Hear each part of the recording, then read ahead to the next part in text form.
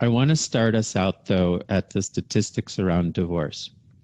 And it's not to be negative at all. It's just to look at things through a very clear lens so that what we're saying is statistically, a lot of marriages end in divorce. People who work hard to make a healthy marriage work don't. And so if you don't work, if you don't actually do the things necessary to overcome some of your traumas or lack of skill, it very well may. So some of these statistics were enlightening for me. The first is the US has the 6th highest divorce rate in the world, which was shocking, but maybe not surprising because we sometimes are an every man or woman for themselves kind of society, as opposed to a collaborative communal society. The current divorce rate is nearly double that of what it was in the 1960s, though it's a bit down from its all-time peak in the 80s. That's also interesting to me because it means culturally there's a change in the way people perceive divorce. So it's not just that a relationship ends in divorce or needs to end in divorce. It's about how open people are to the idea or how much they're not and what their belief system is around divorce. 41% of all first marriages end in divorce. 60% of second marriages end in divorce. 73% of third marriages end in divorce. So there's obviously a theme that people who believe divorce is a reasonable end to a relationship will probably continue to, and maybe not necessarily do all of the work that they would need to be able to heal relationships and stay in them in healthy ways. And then beyond that, what was quite interesting to me, a lot of our client base is Christian and often very, very faithful practicing people. And the sense that I got over the time with MRC is that maybe our client base has a lower divorce rate. But unfortunately, the statistics don't bear that out either. The Christian community has almost the same divorce rate as that amongst atheists or agnostics. And so what we're seeing even in our client base where there are real biblical reasons to stay together is that people don't. And so I'd love for you to hop in on that, knowing that statistically we know divorce is a real part of our society. And in our client base in particular, it's the same.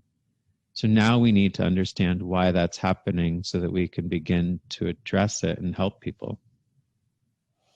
Yeah, those are all very good points and all very interesting because what we see generally happening in popular culture is also happening in the church, right? So why is that? Well, the truth is it comes down to what people are willing to do, what they're willing to work on. You certainly pointed out the trend, the increased percentages in first divorce, second marriage divorce, third marriage divorce. And I think that really speaks to those people, and they see that, or they certainly see divorce, as you pointed out, as a viable option for ending a relationship, when in fact, it's really because they're not wanting to work. And what happens in the church, in my opinion, is people are held or shamed to stay together because God's word says, or the Bible says that God hates divorce, but he also hates abuse and other things that push people to divorce. Excuse me. But the truth is, what is happening is that people are coming to a place in their life where they've stayed together for the kids, they've stayed together because of their faith, and they've grown tired and they've grown weary.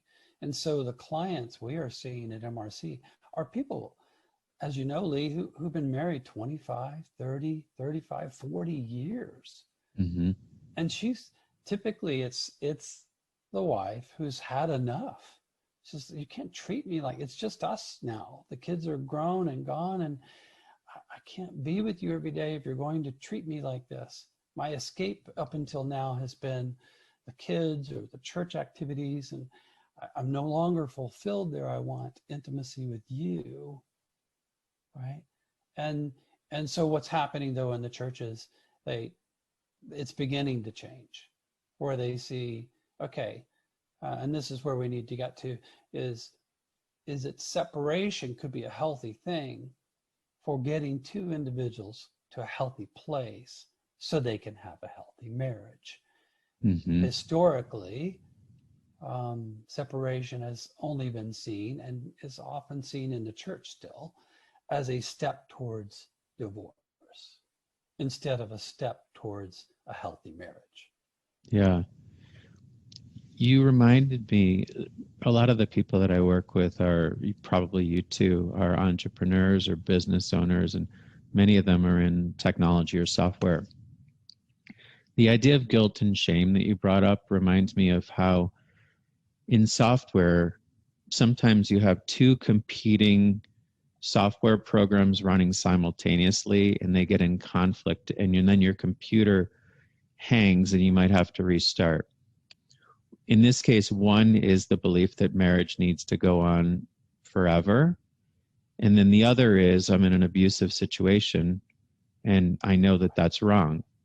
So we're finding people who are trying to hold these two very opposite ideas simultaneously, and they get frozen and stuck with what to do. Right. And so that just ending a marriage feels wrong, but being in abuse feels wrong. And so what we're trying to do and set out today is this third rail, this third idea of what you could actually do productively instead of sitting in that awkward space where you don't know what to do. We want to try to lay out what to actually do to come back together again. That's excellent, Lee. And along that line, what happens is that people push that conflict, those conflicting ideas, into traditional counseling. And this hour or 50-minute hour once a week, and we're going to solve, everything by doing that. And that is simply a recipe for disaster. Because what happens in that very short time where it could be the best therapist in the world, right, is these things that they need to address are brought to their attention.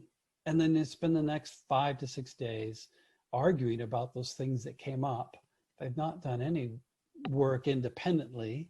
They're focused on each other and addressing each other instead of addressing the problem, right? Mm-hmm. So, and really what you have are one or two unhealthy people who are trying to work together to build something healthy. And that's just it's not viable. It's not logical, even, to use your, computer analogy. Yeah. In research and preparation for talking to you today, I found a few other organizations very much like MRC, which has very high success rates at taking people who are separated and bringing them back together again. And so this is something that I think we need to talk about, which is, what are best practices in the world of therapeutic separations? Why is it successful? How we do it, and why we look at best practices within the organization. So somebody who would be fearful of a separation automatically leading towards divorce, they don't quite understand that that's not necessarily where you go in the process if you do the work that we're going to lay out for you to be able to heal your marriage. And so we may have a success rate of 60 or 80% of people coming to us in these situations, but that's completely dependent on the people doing the work that we help illuminate for them so that they can heal. That's so importantly, because the depth of the problems that they encounter determine the right therapeutic approach. right? So we also encounter couples who are just struggling in a couple of areas that they need to work through. And so some model similar to traditional counseling can work. They can go right into marriage counseling because they are like-minded, they have similar goals. It's one of the things we do during the marriage evaluation to determine their readiness for counseling. We talk a lot about that at MRC, and it's so important. But it's important to assess that on an individual level, right? So you may have one who's highly motivated to grow and change and develop healthiness in their marriage, and the other person who says, I don't see the problem. You just have to accept me the way I am. Well, obviously there's a difference, right? And we need to navigate that.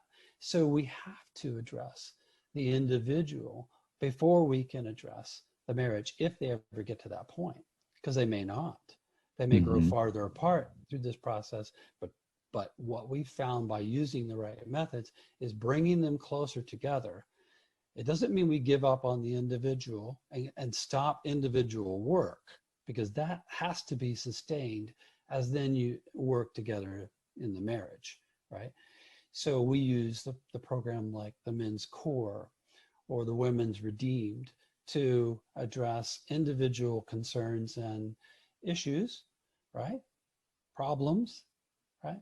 Admitting that, you know, it's the same as the addiction problem. You first have to admit there's a problem and admit that you own some personal responsibility in that problem.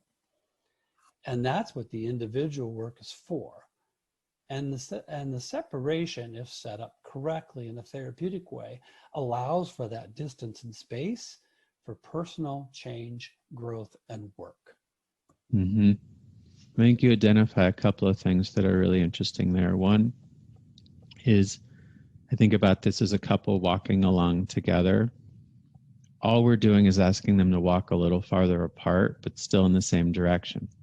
Right. That's the first piece.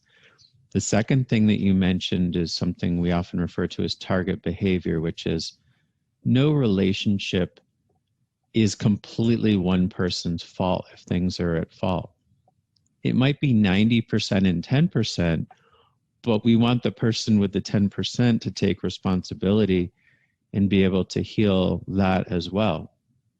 And so taking those people apart where they can regulate their nervous systems, and we have a lot of people that work with DBT within our organization to help them better understand their physiology so that they could down-regulate their typical triggers, be able to see what their behavior is more objectively, and be able to then add in new tools that allow them to upregulate and behave better. So even if you're only 10% of the problem in your marriage, that's 100% of your 10%. Correct. So we take the people apart, we teach them and hold them accountable individually so that they both get better at being themselves authentically. And then over time, we'll eventually try to bring them back together so that they can interrelate in ways that are new and improved based on their changing skill set. Yeah, that's excellent. And even the couples that we do bring into marriage counseling, what we do is we mix individual and marriage counseling together. So there's sustained, continued personal growth as well as growth as a couple, because you can never say that you've arrived, right? I mean, if you're true with yourself, if you are introspective, then you understand that personal growth is an ongoing, lifelong journey, right? So knowing that you've been unhealthy and understanding what that looks like and being able to, like you said, separate that and work on that contributes to the idea of how can I be a better spouse? How can I, to use the term in scripture that's used a lot, and that is to love your spouse as Christ loved the church. What does that mean? Well, that means I put them first. I love, honor, and cherish them, right? That they are first and foremost in my thinking. It's not about self.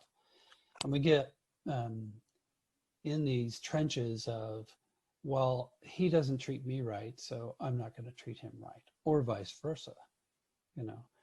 And that's what we need to address in the individual time, right? There's a saying that I've said a lot, which is there's just no excuse for bad behavior. And when you think about trying to integrate a healthier pattern of being with another human, I don't think you get there by behaving badly. It's very hard to think neurologically that you're going to weave in a healthy way of being by being unhealthy. So we often hear people justify their behavior based on the other person's history of bad behavior. But how can you be healthy if you're not actually practicing being healthy in the moment? That's exactly right. And that's, to me, that's the difference, Lee, of reacting to what's occurring or responding to what's occurring.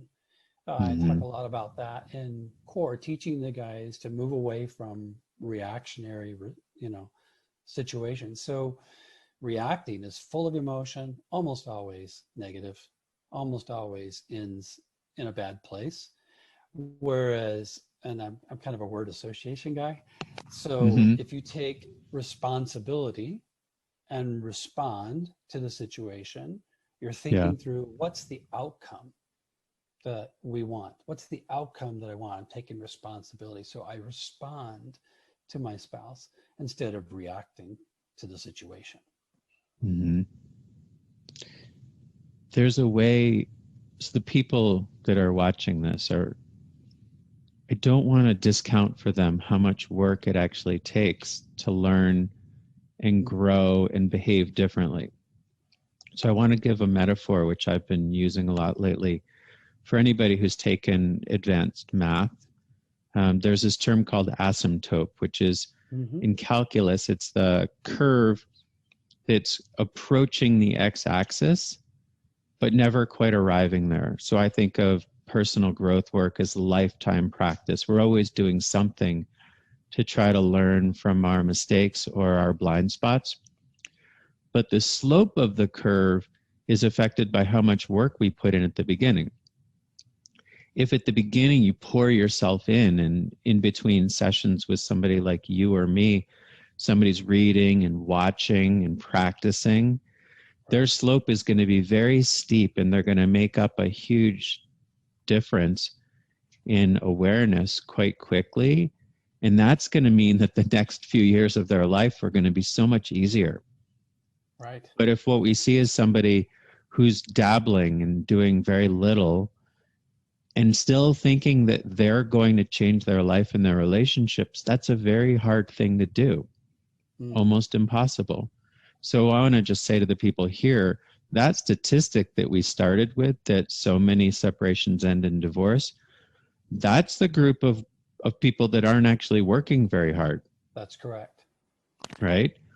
But there are tools and people and help that if you want to actually pour yourself into it, you can change the statistics in your favor almost entirely. Right. I believe, and I think you are, well, I know you feel the same way, Lee, is that you can actually flip that 80% around to 20%. Because if you're willing to do the work, see, and we haven't talked much about this, but the people who get to the point of separation, when did they do that? It's a last ditch effort, right? Yeah. And the reason for separation is simply, let me get things lined up so we can get divorced. So that's a valid fear, because that's historically what a lot of people do, right? That's that 80% you're talking about. And the problem with that is that they've given up on their spouse, on their marriage, maybe even on themselves. And that's a problem, because then what's going to happen then is they're going to be unhealthy in whatever next relationship they encounter, which speaks to these statistics you gave about second marriage divorces and third marriage divorce percentages, right? Because those people came up to separation with really no intention of doing personal work, they expected their Yeah. spouse to change, not themselves. Maybe the statistic should be, so, 80% of separations end in divorce, but 80% of relationships that are talking about separation and who are at the point where not doing it would be more detrimental than doing it, those are also going to end in divorce as well. Right. Right. If they're not really embracing the work even together, they're really not able to see even the opportunity to do individual work apart. What would you, so for the people that are watching that don't already have a connection with somebody at MRC who are thinking about themselves and seeing their situation in our conversation, what would you suggest that they do next? Well, I think you have to sit down with somebody like you or me or somebody else at MRC or whatever resource you choose that's healthy for you, to sit down and say, what would be the purpose of separating? What kind of counseling have I talk a lot about historical counseling. What have they engaged with? And what has worked and what hasn't worked? And often the list of things that what hasn't worked is much longer than what has worked, because they're right back where they were in that place, right? So sitting down with somebody and say, what's the vision for separation? And a truly healthy couple who want to change and grow together can embrace that opportunity together. I think that could even be a joint session where people sit down and say, okay, what does this therapeutic separation ideal look like? I get a lot of questions, Lee, and I'm sure you do, about, well, how long will it take? Right. And I often respond, well, how much life do you have left to live? Right. Oh, we're going to be separated that long? No, that's not what I said. You know, what I mean is that if you're willing to take the time to work on this, you'll have a much healthier relationship over a lifetime than just being two people living under the same roof. So I think what I heard you say is a combination of outside perspective. Mostly we don't know what we don't know, and having somebody there who can shed some light on what we're not seeing is really helpful. And then work. Yes. Some actual work. It's not magically going to happen. That, I have a client recently who said, our habit patterns are so deeply ingrained that it's almost impossible to towel off after the shower in a way that you've not toweled off for the last 10 years. Try it next time. Try to dry the water off of your body in a way that's non-habitual and see how uncomfortable it is. So to change a pattern with your spouse is exactly that. It's just a thinking pattern as opposed to a motor pattern. So outside perspective, and then work towards actually changing some of the patterns so that what you end up with is healthier. Yes, that is critical. And also to lay out at least a proposed timeline. Something that it's not concrete, it's fluid. It's always fluid, depending on individual growth and change, right? So people want to know, well, we're going to be separated for 2 weeks, 2 months, 6 months, a year, and then they get really scared when they start hearing those numbers, right? But I always emphasize to the couple, it depends on how much and hard you want to work. It really boils down to that. On yourself, before you can work on your relationship, not before you can work on your spouse, before you can work on your relationship. And that has to be a big part of the focus as well, right? So you're exactly right. Outside objective input, time to process what that looks like, putting together a proposed timeline with a very clear plan and goals for personal growth, with the eventual idea of discussing marriage growth, right? God sees the need for personal change and growth, and we do at MRC. We can clearly look at an individual or two and see where things need to change, and we see the value of moving them apart, as you said earlier, on the same path toward common goals to address these individuals' concerns so they're more equitable and more like-minded before we bring them back together. If that is able to happen. I see it as being a 4-part process in total. Really, there has to be outside perspective because people don't always know what they don't know. Right. Then you have to be willing to put in work because people don't change their personalities without some significant reconciliation and undertaking. And then with that outside perspective, you form a plan so that there's actually things that you do in a timeline that you do it within. And if you do follow that with the help of some outside guidance, chances are you'll actually get to the thing that you're hoping for. And then along the way, there's going to need to be a lot of forgiveness, because if you continue to carry the wounds of the past into your current marriage today, you won't actually be able to see the way that your partner might be behaving, because it might be new and different in what you actually want. And if you can show up today with forgiveness, you'll be able to embrace them today. And that relationship will take off in a different direction than it ever had the ability to before. That's exactly right. Those, and every aspect of all 4 of those phases they're so critical to get through completely, to not do in a haphazard way or a hopeful, it's going to happen if I just wait long enough kind of way. It has to be planned and orchestrated. And oftentimes we can't, well, we really shouldn't even try to do that alone, right? I mean, because just like you said, we have so many blind spots that are exposed by a third person saying, have you considered this?